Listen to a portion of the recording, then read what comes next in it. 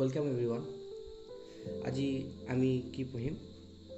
আমি BSc second সেমৰ generic physics পঢ়িম Dibrugarh university আণ্ডাৰত যোনটো সিলেবাস হয়। তাৰে আমি সেকেন্ড সেমিষ্টাৰৰ 4th ইউনিটটো পঢ়িম। এইটো আপোনালোকৰ 4th ইউনিটত আছে 6 মাৰ্কস। টপিকটো নাম হ'ল ইলেক্ট্ৰমেগনেটিক ইণ্ডাকচন। আৰু এই গোটেই টপিকটোৰ ভিতৰত আমাৰ মুঠ 7টা টপিক আছে। তাতে প্ৰথম হ'ল Faraday law of electromagnetic induction, Lenz law, self induction, mutual induction, L of single coil, M of two coils আৰু energy stored in magnetic field. আৰু এল আৰু এমৰ বিষয়ে আমি যেতিয়া পঢ়িম ডিটেইলছত তেতিয়া আমি গম পাম। এতিয়া এল মানে আপুনি লায়ন ভাবক আৰু এম মানে মংকি। ধেমালি কৰিছোঁ।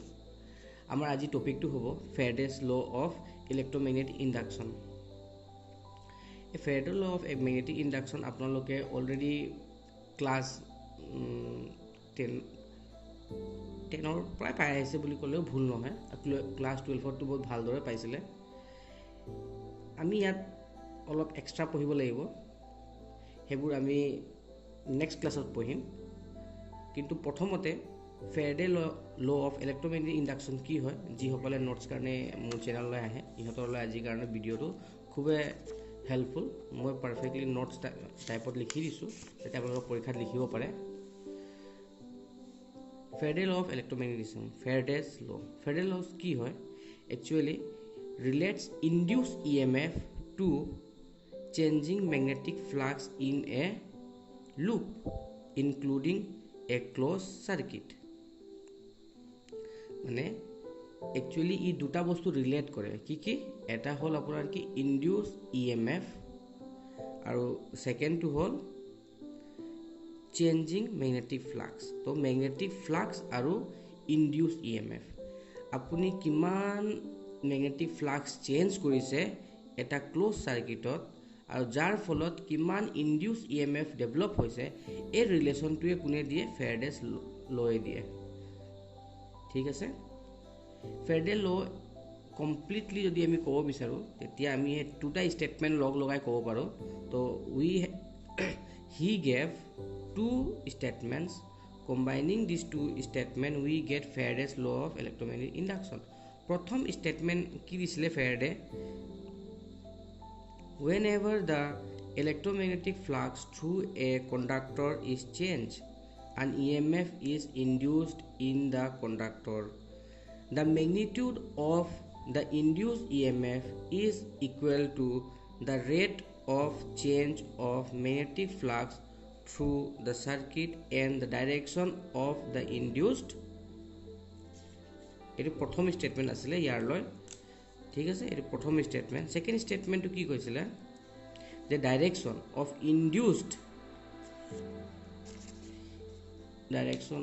ইনডিউচড দেখি পাইছে নিশ্চয় চাগে, EMF or current is such that as to oppose the change that produce it. এইটো একচুৱেলি লেন্স ল বুলিও জনা যায়। দুটা মিলাই মেলি আমি ফেৰাডে মেইন যোনটো লটো পাওঁ। মই আজি আপোনালোকক এনে অলপহে বুজাম, নোটছ হিচাপে আপোনালোকে বেছিকৈ গুৰুত্ব দিব ভিডিঅ'টো, কনচেপচুৱেল বেচিছত ইমান নহয়। ফেৰাডে এনে কি কৈছিলে? চিম্পল কথা, যদি এইটো এটা কি হয় ক্ল'জ চাৰ্কিট মানে তাঁৰ এডাল যদি মই এনেকৈ ক্ল'জকৈ থৈ দিছোঁ, ঠিক আছে, আৰু ছাপ'জ ইয়াত কাৰেণ্ট হৈছে নে আমি জানিবৰ কাৰণে ইয়াত এটা গেলভেনোমিটাৰ লগাই দিলোঁ। ঠিক আছে, এতিয়া ইয়াৰ ওচৰত যদি মই এটা মেগনেট থৈছোঁ, এই মেগনেট কাৰণে ইয়াত কি হৈছে? মেগনেটিক ফিল্ড আছে। আৰু মেগনেটিক ফিল্ড লাইন্স ইয়াৰ পৰা যিমান পাৰ হৈছে পাৰ ইউনিট এৰিয়া, মানে এক ইউনিট এৰিয়া মানে আপোনালোকে বুজি পায়। যদি মই মিটাৰ লওঁ তেতিয়া 1 মিটাৰ স্কুৱেৰত কিমানটা মেগনেটিক ফ্লাক্স পাৰ হৈছে। যদি মই চেণ্টিমিটাৰ লওঁ তেতিয়া 1 চেণ্টিমিটাৰ স্কুৱেৰত ইয়াত কিমানটা পাৰ হৈছে মেগনেটিক ফিল্ড লাইন্স, সেইটোকে ক'ব যে মেগনেটিক ফ্লাক্স। এতিয়া যদি এই মেগনেটটো মই লৰচৰ কৰোঁ, আপোনালোকে জানে যে এইটো এটা কি হয়, এইটো এটা মেগনেট আৰু মেগনেটিক ফিল্ড লাইন্সবোৰ যোনবোৰ পলত আছে বেছি থাকে কনচেনট্ৰেটেড আৰু বাহিৰত যিমান আমি যাম তেতিয়া ডেনচিটিটো কমি কমি যায় তো যদি মই এইটো মুভ কৰোঁ তেতিয়া কি হ'ব আগ পিছকৈ মুভ কৰোঁ তেতিয়া ইয়াত যোনটো ফ্লাক্স ডেনচিটি আছে চেঞ্জ হ'ব ঠিক আছে তো ইয়াকে কৈছে যে মেগনেটিক ফ্লাক্স যদি চেঞ্জ হয় তেতিয়া ইয়াত কি হ'ব এটা ইনডিউসড ইএমএফ এটা ডেভেলপ হ'ব কি হ'ব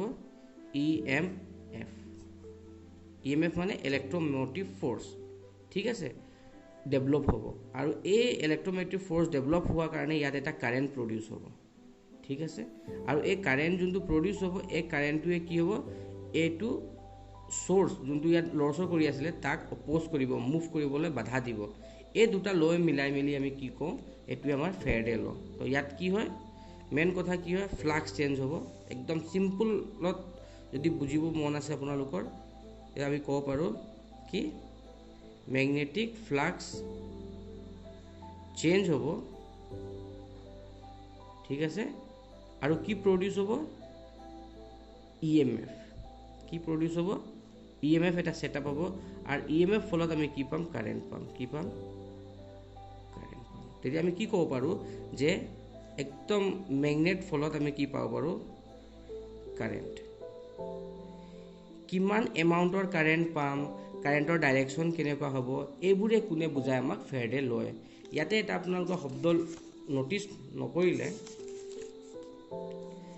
এই শব্দটো the magnitude of the induce EMF মানে যোনটো ইএমএফ আছে তাৰ ভ্যালুটো ইটো কাৰ লগত সমান হ'ব the rate of change of magnetic flux মানে ম্যাগনেটিক ফ্লাক্স যিমান চেঞ্জ হ'ব টাইমৰ লগত তাৰ ওপৰতে তাৰ ইনডিউস ইএমএফৰ ভ্যালুটো ডিপেন্ড কৰিব ঠিক আছে আৰু ডাইৰেকশন কাৰ ওপৰত ডিপেন্ড কৰিব ডাইৰেকশন এনেকুৱাকে হ'ব যাতে এই অপোজ কৰিব ঠিক আছে দুটা মেইন কথা আছে তো মই ভাবিছোঁ আপোনালোকে লিখিব পৰাকেতো পালে নোটছ আৰু বুজিও পালে যে ফেৰাডে ল কি বুজাইছে যে যদি এটা ক্লোজ লুপ আছে আৰু এই ক্লোজ লুপত যদি আমি ম্যাগনেটিক ফিল্ড লাইন যোনবোৰ আছে চেঞ্জ কৰিছোঁ তেতিয়া এই গোটেই লুপটোত এটা ইএমএফ ডেভেলপ হ'ব আৰু ইএমএফৰ ফলত কাৰেণ্ট এটা আমি পাম আৰু এই কাৰেণ্টৰ ডাইৰেকশন কেনেকুৱা হ'ব ইয়াৰ মুভমেণ্টটো অপোজ কৰিব ঠিক আছে একদম ডিটেইলছত আমি নেক্সট ভিডিঅ'তে পঢ়িম আজি আপোনালোকক যেহেতু আপোনালোকৰ পাছ কোৰ্সৰ student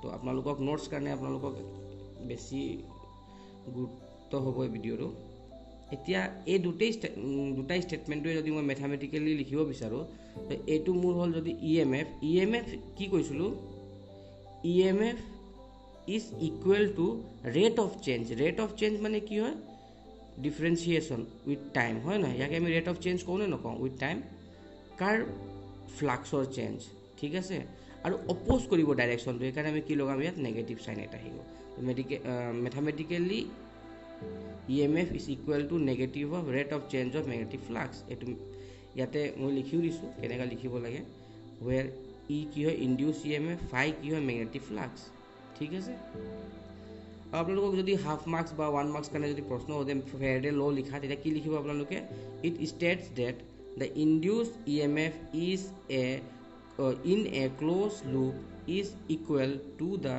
negative of the time rate of change of magnetic flux through the loop. That way, induced EMF is equal to negative of rate of change of magnetic flux induced in a coil. एकदम simple 2 number কাৰণে হলে প্ৰথমটো লিখিব 1 number কাৰণে এটো লিখিব এই mathematical ফৰ্মটো লগতে লিখি দিব আপোনালোকৰ ফুল নম্বৰটো পোৱা যাব ঠিক আছে তাৰ পিছত আমি আহিছো নেক্সট টপিকলৈ এতিয়া ফেৰাডে ল যোনটো আছে এটো আপোনালোকে এটো হাই সেকেন্ডাৰীত পাই আহিছে কিন্তু আমি ইয়াত এটা কি ভেক্টৰ ফৰ্মটো পঢ়িব লাগিব ঠিক আছে ভেক্টৰ ফৰ্মটো কেনেকুৱা এই ভেক্টৰ ফৰ্মত দুটা ফৰ্ম আছে এটা ইন্টিগ্ৰেল ফৰ্ম এটা কি হয় ডিফাৰেন্সিয়েল ফৰ্ম যোনটো আমি নেক্সট ভিডিঅ'তে পঢ়িম আৰু এই দুটা পঢ়া আগতে আমি কি জানি ল'ব লাগিব ম্যাগনেটিক ফ্লাক্সৰ কনসেপ্টটো ভালকে বুজি পাব লাগিব ইনডিউস ইএমএফৰ কনসেপ্ট ভালকে বুজি পাব লাগিব ঠিক আছে আৰু ইএমএফ মানে কি এটো ভালকে বুজিব লাগিব কথা একেটা দুটা কিন্তু অলপ ডিফাৰেন্স আছে সেই দুটা ভালকে বুজিব লাগিব ঠিক আছে তো আশা কৰো আপোনালোকে নেক্সট ভিডিঅ'লে মোৰ বাত চাই থাকিব আৰু কমেন্ট কৰিব যাতে মই উৎসাহ পাওঁ নতুন ভিডিঅ' বনাবলৈ থ্যাংক ইউ ফৰ ওয়াচিং